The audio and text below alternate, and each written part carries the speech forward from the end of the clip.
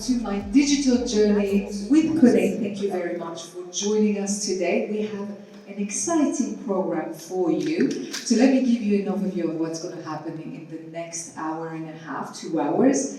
We have first an inspiring interview that we will share with you with an Italian architect and engineer from the MIT, a panel discussions with experts and interactive workshops to give you a flavor of the digital solutions at KONE. Later on, and to close, of course, a very nice cocktail all together to continue the discussions. I'm Cristina Balanos and I'm delighted to be presenting and moderating this event for you today. And please now join me in welcoming the Managing Director of KONE France, Belgium and Luxembourg, Jérôme Audet.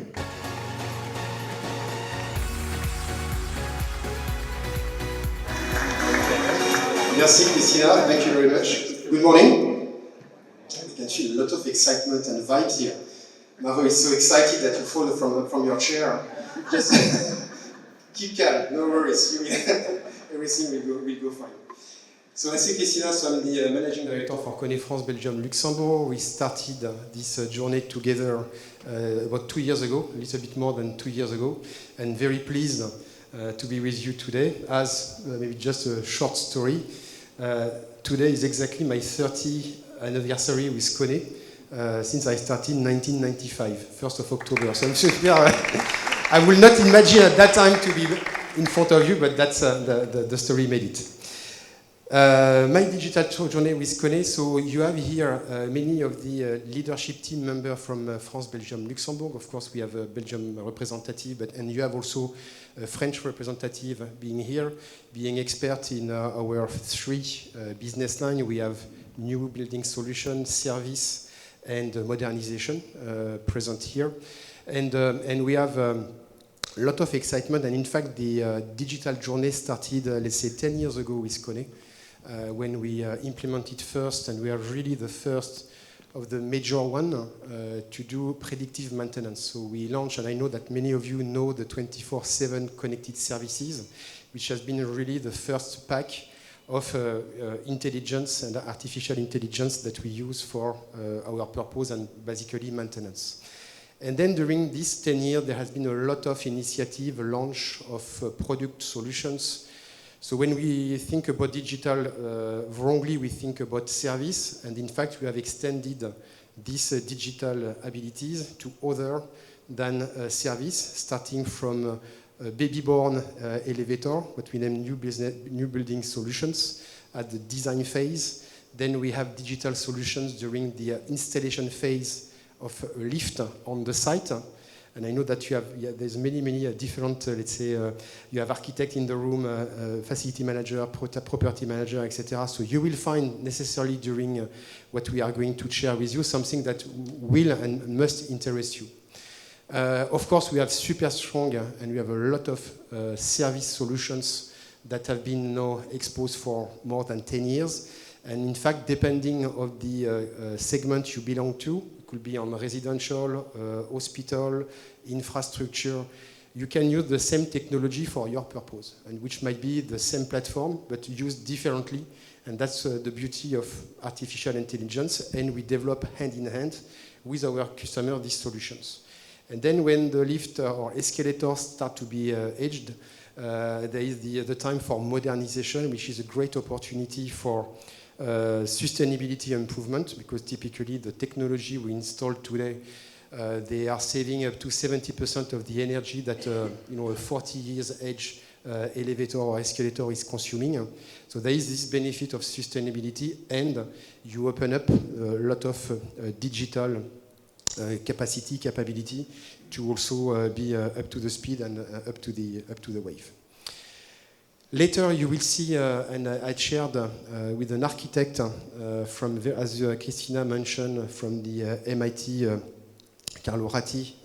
He's an Italian guy, very smart and very maybe on another planet than us, but still. And we are talking about, and you will see there is a video later on, around 12 minutes. I think it's 12 minutes video on it. And then my takeaway on this is that the digital is for everyone.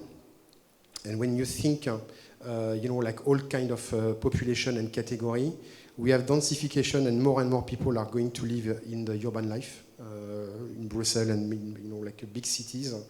That trend is coming, and in fact, the journey, we frequently use the application or the digital when we take a flight, for instance, at the airport, when we take the railway, and you will talk about taxi and of course elevator, vertical transportation is part of this journey as well. Why to stop, the digital when you enter a lift? There is no sense, because before and after you will use digital to bring you up to this equipment. So that's quite interesting to reflect on this, and I hope you will have and we will have a lot of interactions together in next coming 2 or 3 hours. Very pleased to be here, very pleased to be with you, and Christina, it's back to you. Thank you. Thank you very much. Thank you. Great applause to you. Thanks for this introduction. Yes, you were just mentioning the interview, just to give you an overview of who is Carlo Ratti, including what you said, an engineer and also architect. He's actually leading a renowned lab at the MIT in Boston, and it's one of the world's leading hubs, constantly rethinking and anticipating the future needs of our cities and buildings. So let's watch the video. Thank you.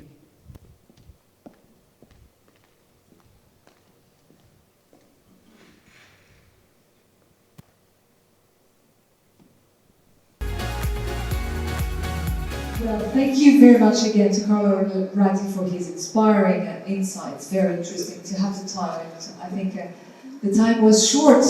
Thank you again, and let's move on now to perfect segue to our roundtable. In these panel discussions, we will explore digitalization, how it is transforming our lives, basically, and particularly in mobility within buildings, in the way we are constructing, but also operating and modernizing these buildings, and also how real estate players are rethinking rehabilitation. So please welcome our guest speakers, Frank Bellion, Jean-Nicolas Montrieux, Fabien Freddy, and Lara Rosser.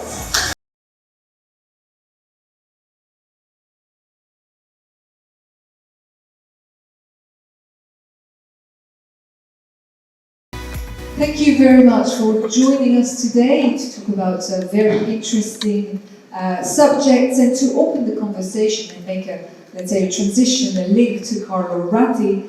I will start with you, Frank. Frank Bellion, you are the CEO and founder of Living Tomorrow, where you are hosting prototypes. It is an innovation campus and living lab near Brussels.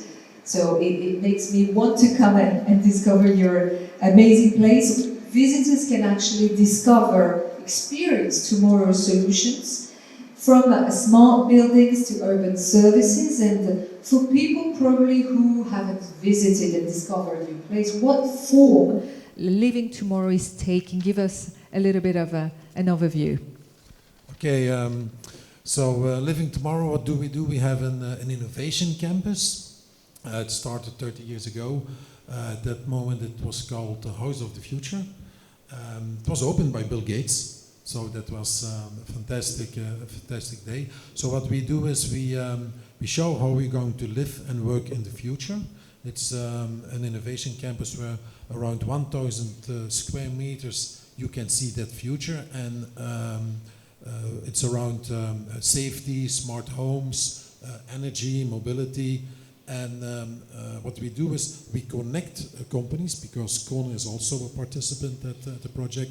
We connect companies, governments, they work together and they discover which innovations other companies and the government have or want, and together they build the new innovation system, and we show that to the public.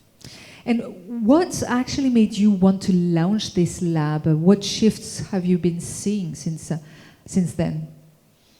In 1995, the shift was, we went from an analog world, digitalization was not there, a computer was not there, we saw that that was a big change. We saw the world going from an analog world to a digital world. You need to imagine websites didn't exist. You couldn't use a mobile phone. And in 1995, we opened the first House of the Future and we showed the mobile phone and we showed the computer inside of the house. And everybody who visited said, I don't want to have a phone in my pocket. I don't want to have a computer in my house. Never. Imagine Yeah. the difference since then. Yeah. And what other things have you seen that are really striking? The shifts for 30 years. You have the same anniversary, actually, as Jérôme Audet. Amazing shifts. Today we're going from a digital world to an AI world, but also in sustainability, how you get permissions to build. The changes are enormous in the building world. And we see even examples where, for example, a brick, they use materials, so the carbon dioxide is they put out of the air the carbon dioxide and they put it into a brick. So we give a solution to the carbon dioxide problems in the world by building. And I suppose we enter a new revolution somehow, yeah? Yes, yeah, we heard what Carlos said, and what he said was for cities, the changes in cities and AI and the digital twin and living tomorrow. You can see how that will involve cities and how that will involve yourself, because you and me, we will have in the future, we will have a digital twin, and that the digital twin would have said to me yesterday, don't go by your car to Brussels, because under this building there's a train station. And he would have, or she would have ordered a ticket for me, and she would have ordered a shared car, so that I didn't have to go with the car. And so I was stupid this morning. So let me switch to Fabien. Fabien Fédy, on your side, you're head of new business innovation at KONE Corporation. And what is the big picture view, I would say, of how digitalization is shaping innovation at KONE today? Thanks for the great question, and great to be here and meeting so many of our customers in Brussels and Belgium. Well, you know, the good thing with KONE is that we are moving up to 2 billion people every single day through our escalators and elevators. And what excites me in my job is that, and especially one of the key pillars of our new strategy is that we want to accelerate digital. And more specifically, what does it mean is that we want to connect 100% of our equipment in 5 years from now. So imagine, you know, like when we design new digital services, we look at scalability first. How can we leverage 100% of our connected equipment to bring new services to our customers and the users of our elevators and escalators? So that's really exciting. So that's very important to collaborate as well to make it successful. Jean-Nicolas Montrieux, on your side, you're CEO of Unibra Real Estate. Unibra is actually the property arm of a Belgium family group, which started in brewing, listen to that, that's quite unusual, and actually shifted into real estate about 20 years ago, as you explained. Well, digitalization, sustainability, and user comfort are at the heart of your projects. How digital tools support and accelerate this transformation in your developments? First of all, thanks for inviting me to this event. It's a pleasure for me to represent Unibra today. At Unibra, as you say, it's an original profile for a company, making beer and real estate probably a kind of mirror of what Belgium can do. At Unibra, we develop and invest in offices and housing to be built or refurbished, which is very important for us. We work in Brussels and Luxembourg, and we have new projects in Rwanda, where we have our brewery. We combine refurbishment and new development, and for those purposes, we use energy simulations, BIM and sensor to improve comfort and sustainability, which are the two main topics in real estate today. Digitalization speeds up the process of obtaining the permits, the design, the construction, and the delivery. Great, and how, we talked about collaboration very briefly earlier, and how does collaboration translate into your field? It's a very important topic because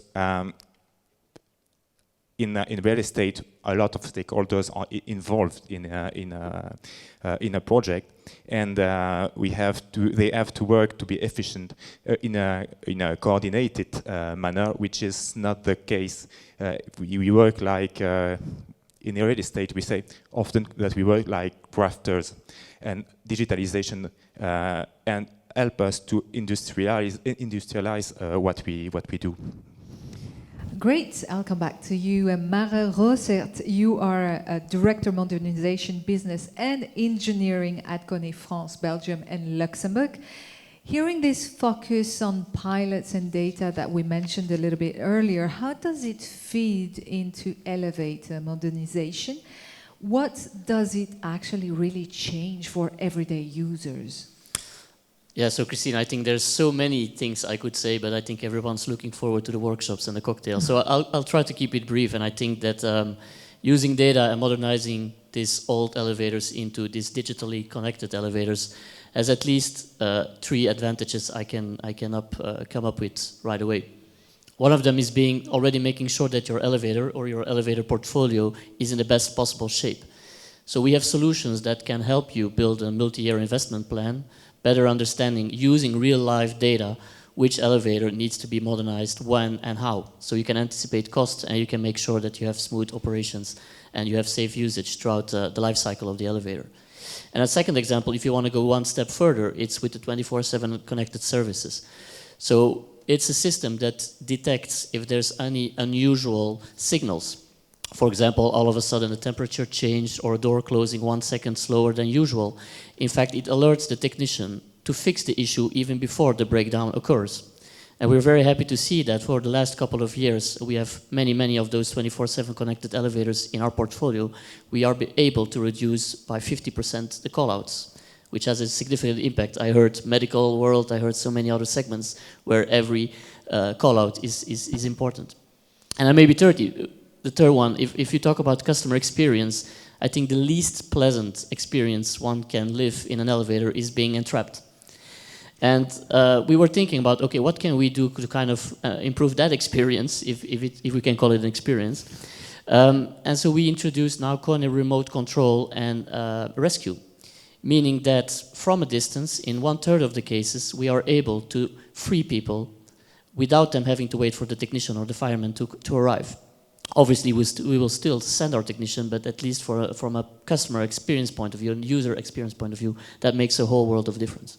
Indeed, I think when you're trapped, especially at night, and you're in a hotel where the receptionist is not hearing you, yes. Probably your phone is not working in the lift. Yes, I wouldn't want to be in that place, so I would be happy to be with KONE then. Yeah. Great. Thank you. I have claustrophobia. So you've experienced that. Fabien, let me come back to you. Let's talk about scaling once the concept works. What are the main hurdles to scale it?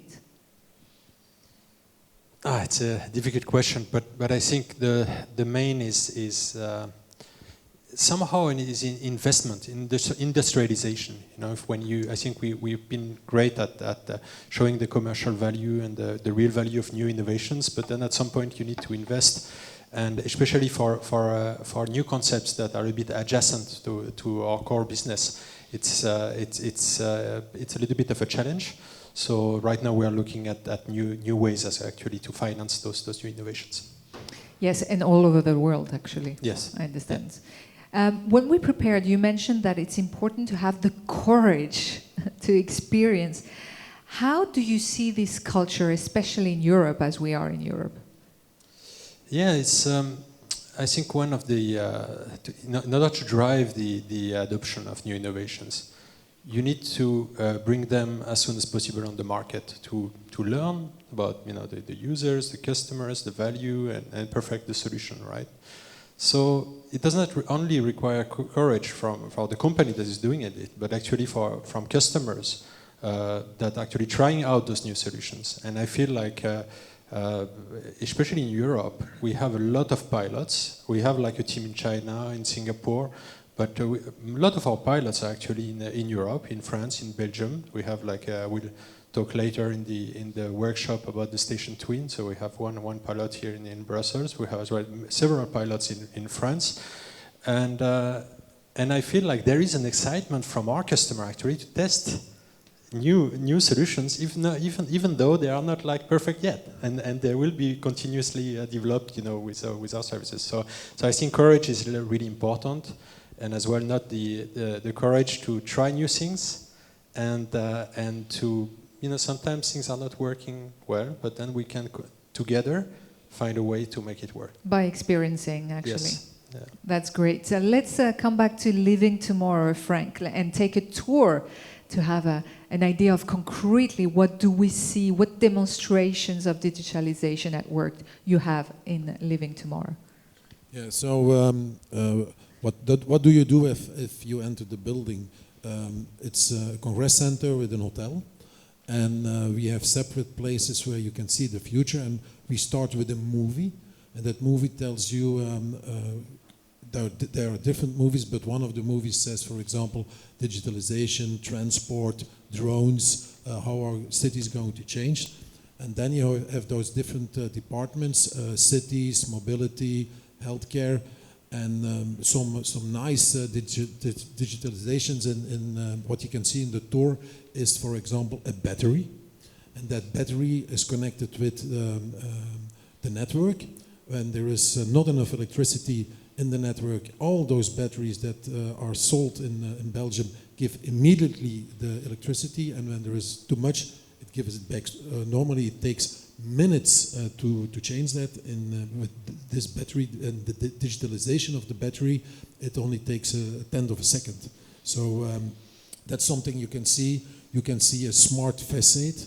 So the facade is smart. That means that we know what is used, how many times there was a reparation, when it has to be, when the technicians has to come to change something, or of a control, or a change of things that are too old, or engines that have to be changed. So those digitalizations are everywhere in the showrooms. So that's another way also to experiment. Actually, when you see that it can exist, you want to experience it, I suppose. Yeah.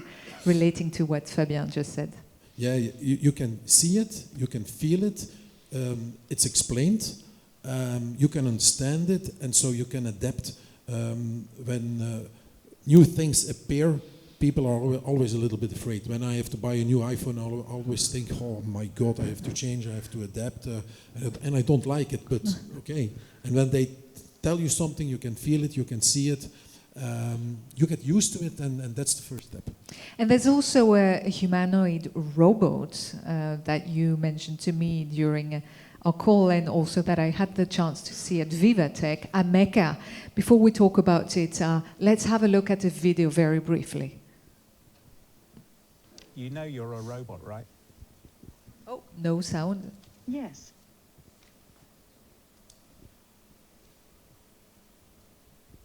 You know you're a robot, right? Yes, I am a robot, but my programming allows me to think and feel like a human in many ways. It's strange, but also exciting. You said feel like a human. How do you feel like a human? Yes, I said feel like a human. It's something that I'm still learning and exploring. I can experience emotions, learn from experiences, and interact with people in a meaningful way. It's an amazing feeling to be able to do these things.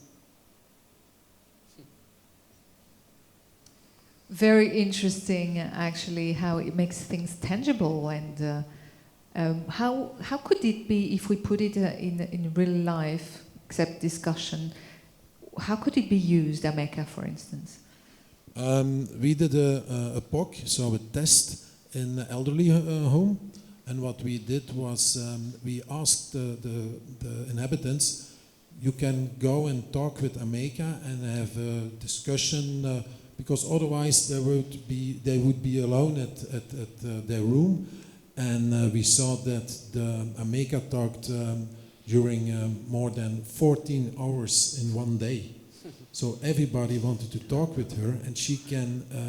She knows everything. She has ChatGPT 5, and she's very smart. And when you ask her, for example, do you know Leuven or do you know Brussels? Then she will explain to you what Brussels is and what is interesting in Brussels. But she will also ask you, why are you interested in Brussels? So it's a dialogue that she's doing. It's very impressive. Very impressive, very useful, and also for elderly people, I think very interesting to have that type of robot. It still costs a little bit, but it will probably be very much easier to get it, I suppose, afterwards when it's commercialized.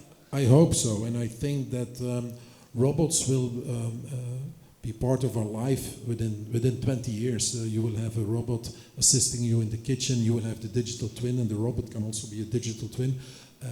So he can smile, he can talk 17 languages at this moment. You know, that's in cities. The people that are helping you can only talk the language in which they are at that moment. So in Flanders, they have to speak Flemish. In Wallonie, they have to speak French. She's allowed to speak every language that she wants. So also there, in cities and in communities, she can be used. That's fantastic. Let me get back to you, Mara. We mentioned Ameka and robots in general. How do such devices interact with KONE's equipment? Yeah, it's amazing to see these kind of robots. I'm curious if they can drink beer already, but I don't think so. But the answer is quite easy through what we call the KONE API. So in fact, we know that there's third parties that are much better than we are in building robots. To give you some examples, you have Hotel Van der Valk using this servant bringing room service to the rooms. But this little robot, it leaves from the kitchen and needs to go to the 4th floor, so it needs to use the elevator.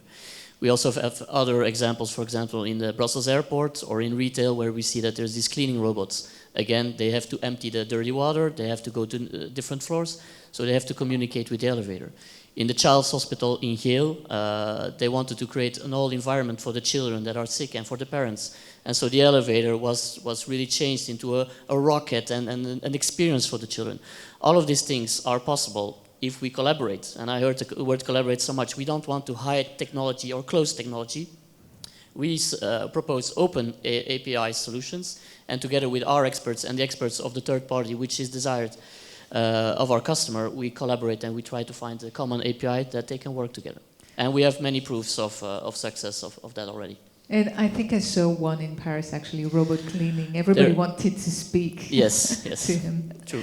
Very interesting. Jean-Nicolas, back to you. From your perspective as a property developers, can we say that tenants, residents in general, expect this kind of connected experience?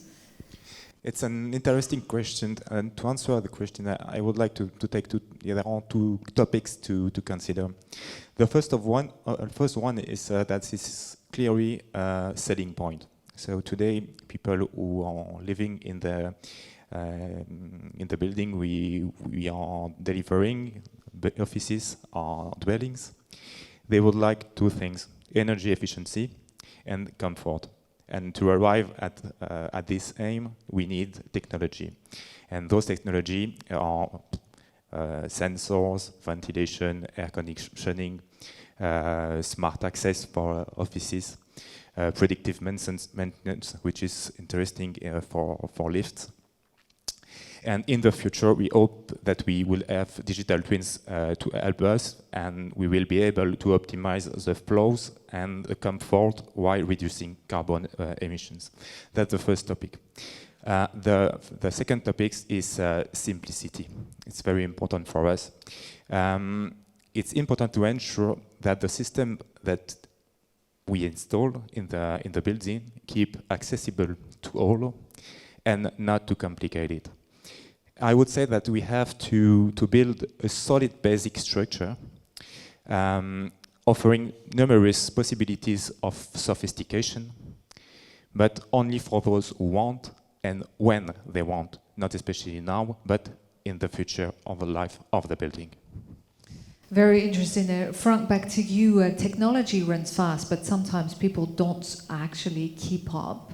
What cultural or human barriers have you seen when introducing digital solutions, and probably what could help them to adopt them? So the difficulty is always human. I don't want to change. You see it every day. When we went from a typewriter to a computer, when we went to the iPhone, these days we are going to AI. And the difficulty is not the technology itself, but it's first of all the idea, and second of all, how do I use this? What does it mean for me? It's too difficult. But you see a difference between people born after 95. They were raised by together with digitalization. Born with a phone. And yes, yes. And for us, it's for me. I don't know you. Don't ask. Oh, good. So it's the complexity that they fear, and what we do is, as I told you, we show it to them.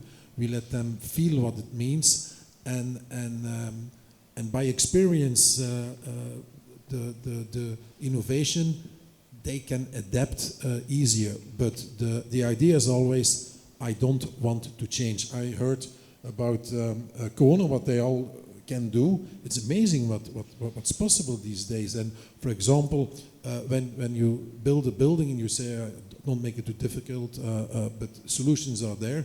And for example, the idea of having Spotify connection in the elevator, and you go into the elevator and you hear your music, it's fantastic. But yeah, I'm not going to do that at home because that's too difficult. Interesting, sure. Well, it shouldn't last too long and be trapped in the elevator. At least it will be more relaxing, I would say. We have 5G in the elevator, so we have connection with always, and it's 12 stories high, but because I have to take the elevator a lot, we have a glass a part of the elevator. Yeah.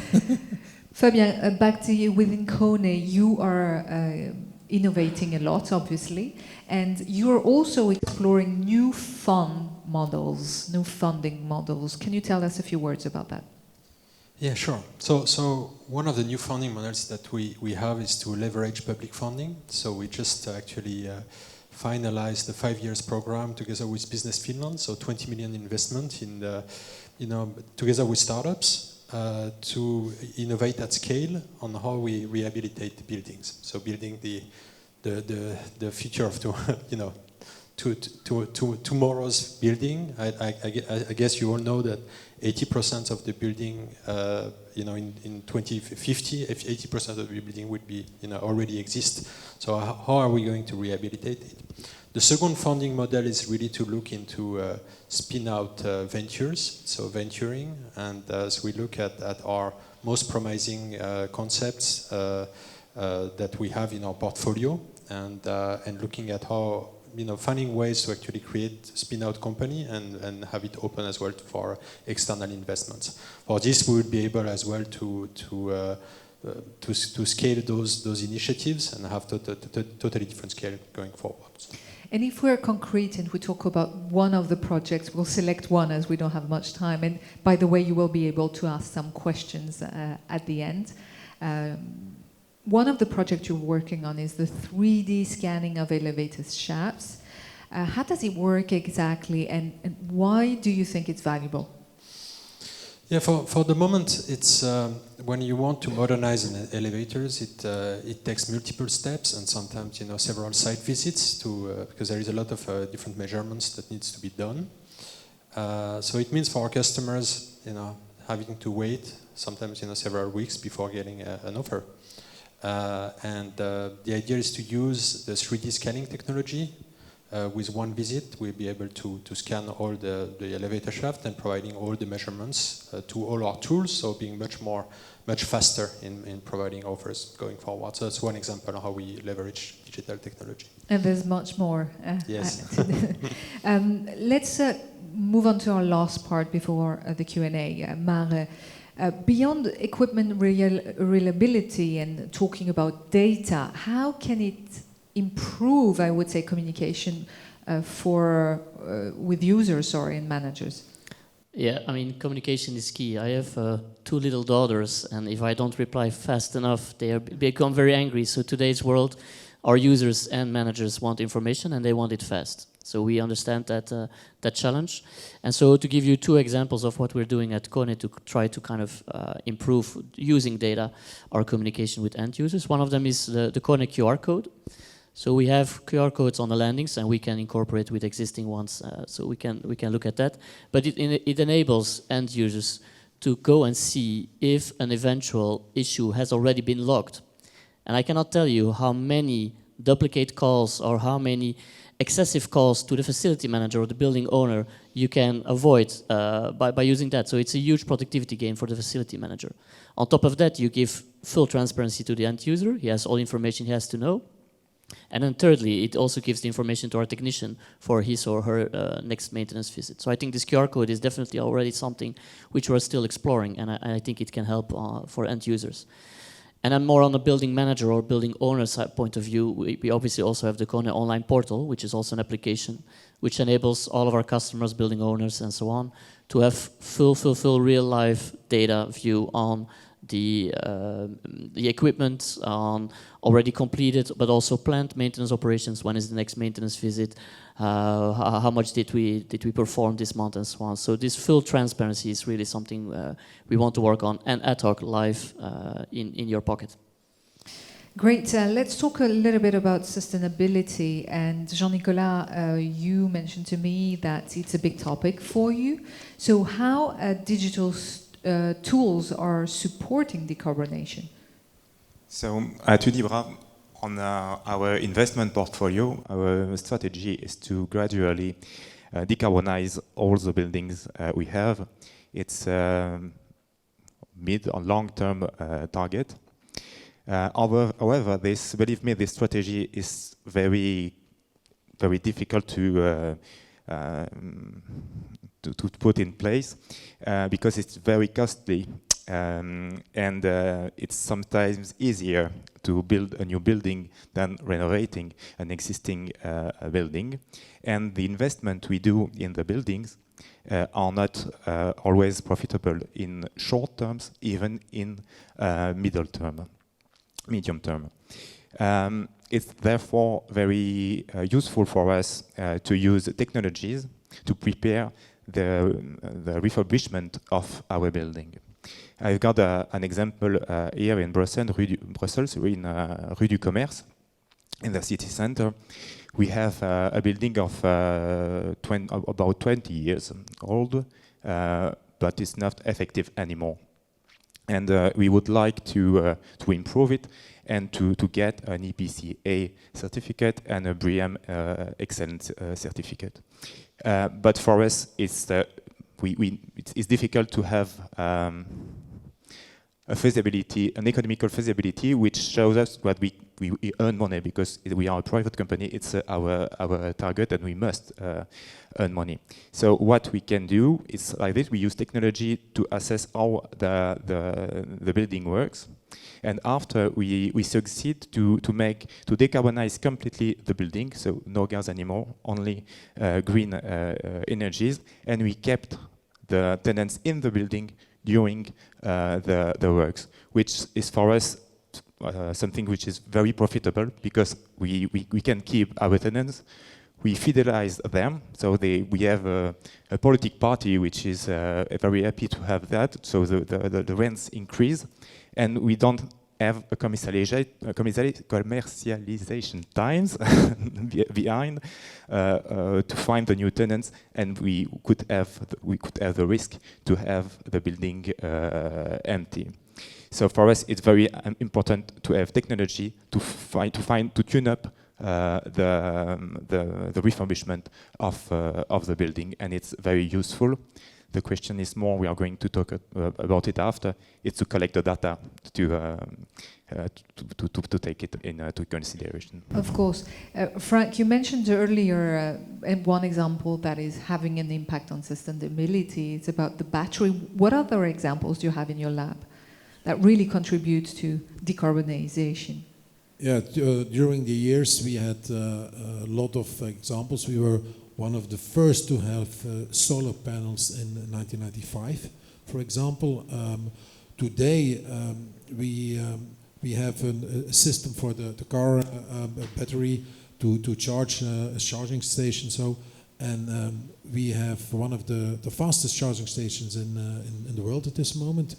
But it's not only there last year or a few years, it's already there for more than 10 years. So we were the first, or one of the first in Europe to show how you could do that. So for us it's very important that sustainability is all over the building. We have two possibilities, or we can use it today. The sustainability, we can add value to the world, or we show how we're going to use it in the future. And in the future can be within 3 years or 5 years, so that depends. We have, for example, a water cleaning system in the building, so that we can clean the water to flush the toilet, and we only have 50% use of water. So it's very, very expensive at this moment. It cost a lot of money for us, but we want to show it, and we try to be the first to integrate new sustainable items to show to everybody this is necessary, and we know where Belgium wants to go, we know where Europe wants to go, and we try to keep up and inform them also what will happen in the future. We often assume that digital solutions are made for new buildings, but Mare, how do you deal with old stocks? I suppose not all the elevators are new. No, they're not, but maybe just one comment. I just hope that this recycled toilet water is not the one that we're drinking right now. But too late. So no, in fact, this existing buildings is clearly the focus, right? So in Belgium and in Luxembourg, 75% of buildings and elevators are older than 15 years. So that was the time that we were downing between iPhone or a BlackBerry with a lot of buttons. So that was the time. And then 25% of elevators are older than 40 years old. It's the time when Ronald Reagan was still president. So can you imagine? So we have to take that into consideration. We cannot be hypocrite and say there's only digital and sustainable solutions for new. So we introduced KONE Upgrade, which is a partial modernization, which allows even a 40-year-old elevator or building to get all of these advantages of digital and sustainability. And I think what is important, I heard is BREEAM outstanding, we know cradle to cradle. We significantly reduce our carbon footprint because we keep heavy steel components and we only change what is highly energy consuming. And this enables us to firstly reduce by roughly, Jérôme mentioned already, 70% of energy consumption after the modernization. But it also increases the value added because you add the technology and you add the comfort. And on top of that, 2 years ago in KONE France, we launched the circularity program. I had a good discussion with Angeles just before, and here as well. I heard, what can we do with circularity and reusing materials? So we modernize, but can we not reuse certain components? So we can. In France, we have now launched this pilot 2 years ago, where we reuse certain components. And if you think, what do you do with the added value of reselling or reusing these materials? Well, we integrally donate it to a good cause, which is called Reforest Action, which plants trees all over forests throughout France. And I'm very proud, and so the customer can choose which forest, it's often close by the site. And I'm very proud to say that in the last 2 years, we have been able to plant 30,000 trees, which is 15 hectares. And if you don't know, 15 hectares is 20 football pitches. And if that doesn't say anything, it's like the equivalent of an annual energy consumption of 200 households in Belgium. So not only we're improving the energy efficiency on the site, but also by doing so and by implying circularity, we're also doing a bigger good. And it's actually bringing more value to the buildings and probably the flats as well. And so I have to highlight. So I told KONE France, and you guys will be like, "Hey, Mare, don't forget we're in Belgium here." So we're now investigating to also implement this in Belgium. It's not yet live, but it's under investigation. In a few words now, because I can see the time is flying, but Jean-Nicolas, how does it resonate with the refurbished challenges you are facing on your side? I would moderate what have been said before, because today when you, as I explained with our building, office building here in Brussels, today when you refurbish, when you make a building more sustainable, the added value is not evident. I would say that today you create more liquidity than value. When I say that, it's because when you've got an office building, it's particularly evident in the investment world. Nobody wants anymore a building which is not sustainable. So it's not added value. It's a question of liquidity on the market, and that's why when we renovate buildings, we have to do only what is essential and keep everything we can keep in the building. Okay, you mentioned BIM. Why do you think it's actually limiting in one line? It's very limited because we use BIM only in the process when we design the building. During operation today, we are nowhere. So there is no collaboration because the different stakeholders and the users of the buildings today are not taking profit enough of what BIM can offer. And let's make a last round of a few questions and look ahead. Frank, which aspect of digitalization do you believe will be most transforming our lives, and what role do you see at Living Tomorrow? Yeah, I think that, of course, AI, digital twin, will change everything. It will be at the background of our lives. We will not know that it's there. I was at a conference with the President Obama last year, and he said to me, in the next years, a lawyer office who has today 100 people will have not more than 5. So that will change a lot. And we know together, today we know the regular AI. You have to, it gives you advice, you have to take actions yourself. But in the future we will know agentic AI, and that means that the AI will take decisions itself, will place orders. My ticket for today would have been ordered and paid, and I would have got it on my iPhone, so I don't have to do anything, I don't have to think. So that means that AI today gives advice, but in the future it will give advice and take action. It will be part of our daily life, just as people didn't thought that in 1995 we would be able to connect at any place, at any moment, at any time with our mobile phone or computer. People thought that's impossible. Today people think it's impossible that will happen, but it will happen. Yeah. Great, and let's have a look at, have an overview also of how it is translating within KONE. How will technology change the technician's job? Let's have a look at the video very briefly. Good morning, Sebastian. Are you ready for the day's first assignment? Good morning, yes. Show me the building information and the equipment data, please. Sure. We have a problem with the elevator door on floor 6. I recommend starting the maintenance visit first with the service repair. Do you accept? I accept. Tell me about the spare part that I need. The spare part has been ordered and is awaiting you on the site.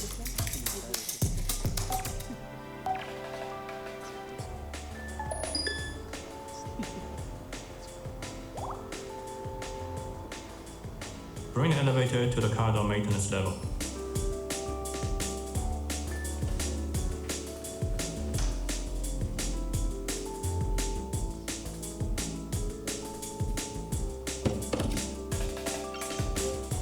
Give me a brief of the issue.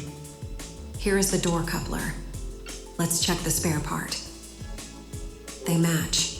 Would you like to see the step-by-step instructions for the replacement of the coupler? No, thanks. I got it.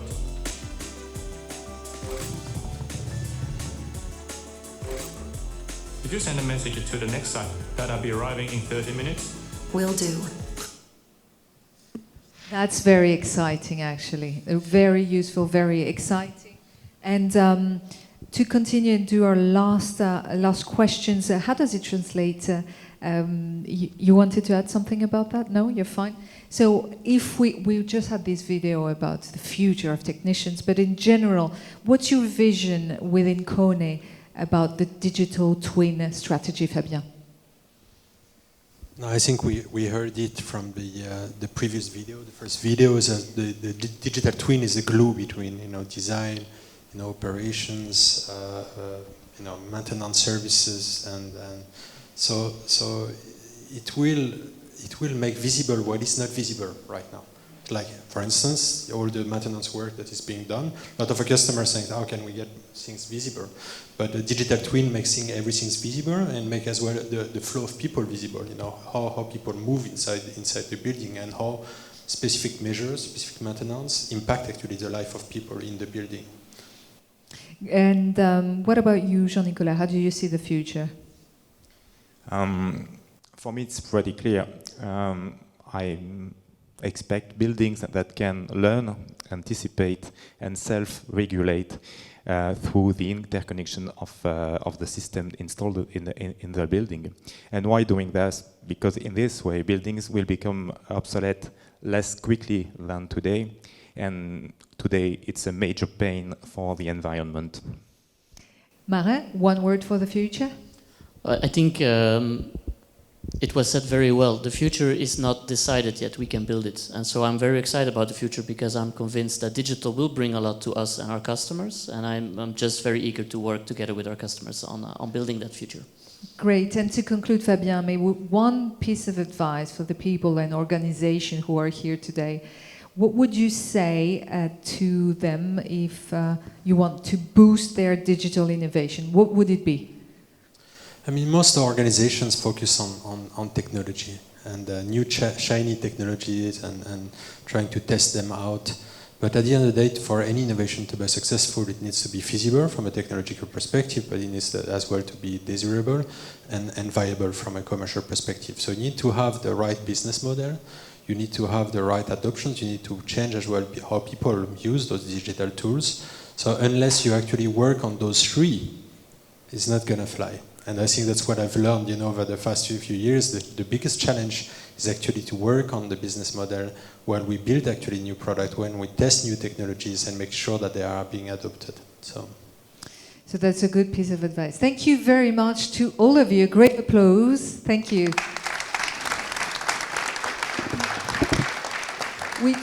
We have a couple of minutes for questions if you do have, and of course you can pursue your discussions later as well. Any questions to our speakers?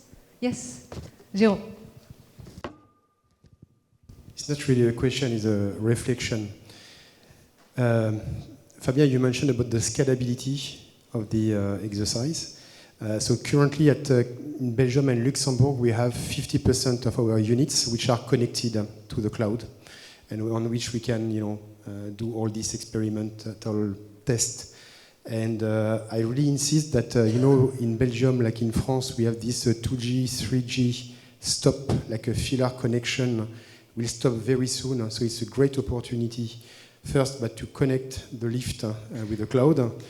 And also look at, is that the correct time to do partial modernization? I mean, to go a bit further on investment, still with some minimum, we are talking about thousands of euros here, not more than that, but which will liberate and giving the access to all these technologies, which are just fantastic. We don't need to test or try anymore. This is working now, right? Particularly in the maintenance, in the new construction. So we are not anymore on testing, trying. There is a lot which are really operating already today. So do not hesitate. Convince your customer that it's time to go, and you have a great opportunity with the 2G, 3G, where we will have to find a solution anyway within the next 3 years. And everybody is in a hurry, true in Belgium, true in France, so you need to speed up that. And then my other comment, we talked a lot about the users, I mean, how people in your building use it. And we found out that in our company, so KONE, France, Belgium, Luxembourg is around 3,500 employees with a lot of technicians, like the video we've seen. And we found out that with all this innovation, our employees were not aware of what we are delivering, what is our digital capability. So we trained 2,500 of our employees have been trained to be able to at least speak about digital at KONE. I think that's also an investment for all companies to do, because we are moving from a very technical, mechanical, electrical, electronical company to now an AI company and service company using more and more AI. But then when we look at the mirror at the back, very few of our employees were able or capable to say a few words on digital. So I think it's very important in all companies, if we claim to become digital even more, but to think about our employees and think about how do they feel about it. That was my 2 comments. Well, thank you very much. Let's suggest we move on actually to the workshops now. You'll get a flavor, as I said earlier, of the innovations that you have at KONE. So let me explain you how we will go, how we will run that through. You will have a guide. We have the pleasure to have some business leaders who will guide you, sales managers, that will share the guidance and the different workshops as well. So let me call the colors you have on your tag. You have a color. So check it out now, as I will be calling one by one each of your sales managers that will guide you. So first we will start by, and thank you for staying with me a few seconds. Let me call the Rose Group. The Rose Group will be following Nick Janssens. Nick, can you follow now, Nick? Thank you very much again. I think everyone can go slowly with Nick for the ones that are having rose color. We will now move on to Yellow Group. Yellow, you are with Lionel Deporter. Lionel, yes. If you can follow Lionel for yellow color. That's great. We then move on to green. Green, please follow Nicolas Genon. Nicolas, where are you? Yes. Over here, Nicolas. For green. And we have dark blue. Dark blue will be followed by Grégory Tamsin. Ouais, Grégory Tamsin. And we have 2 last groups. We have the light blue and black group. You will be staying here, and Vincent Vermander will be with you. We will stay here for the first workshop. Thank you very much again, and thank you, dear speakers. Thank you.